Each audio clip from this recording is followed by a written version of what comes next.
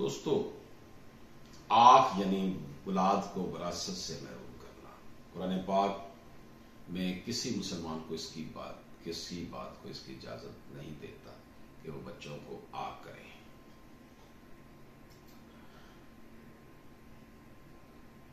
لیکن کیا قرآن شریف کسی مسلمان کو اس بات کی اجازت دیتا ہے کہ وہ اپنے بچوں کو آنکھ کرے؟ اس کے اوپر بات کرتے ہیں۔ آنکھ کو محروم کرنے کی دو صورتیں ہیں۔ ایک تو یہ کہ باپ یہ وصیت کر دے اور تحریری طور پر لکھ کر دے کہ فلاں کو میری میراث سے کوئی حصہ نہ دیا جائے۔ یہ وصیت لکھنا اور کرنا اور لکھنا فضول اور بے سود ہے، شرعاً اس کا کوئی اثر نہیں۔ وفات کے بعد آپ کیے ہوئے وارث کو اس کا حصہ ملے گا جب وہ بندہ باپ فوت ہو جائے گا۔ دوسری صورت یہ کہ اپنی زندگی میں اپنے تمام جائیداد و املاک وغیرہ کسی ایک وارث کے علاوہ دوسرے ورثاء کو دے دے اور راز کو نہ چھوڑے تاکہ وارثوں کو نہ ملے۔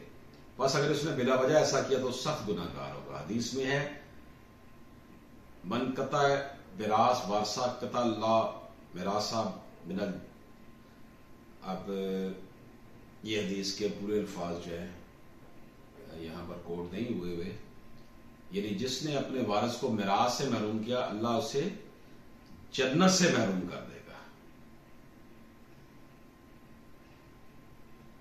اللہ میراث من جنت، یہ ہے جناب الفاظ کہ جس نے اپنے وارث کو میراث سے محروم کیا اللہ اس کو، البتہ اگر وارث فاسق ہو، یہ خطرہ ہو کہ مال پا کر شراب نوشی اور معصیت وغیرہ میں صرف کرے گا تو ایسے کو محروم کرنے کی وجہ سے گناہ گار نہ ہوگا۔ یہ فتویٰ ہے جی۔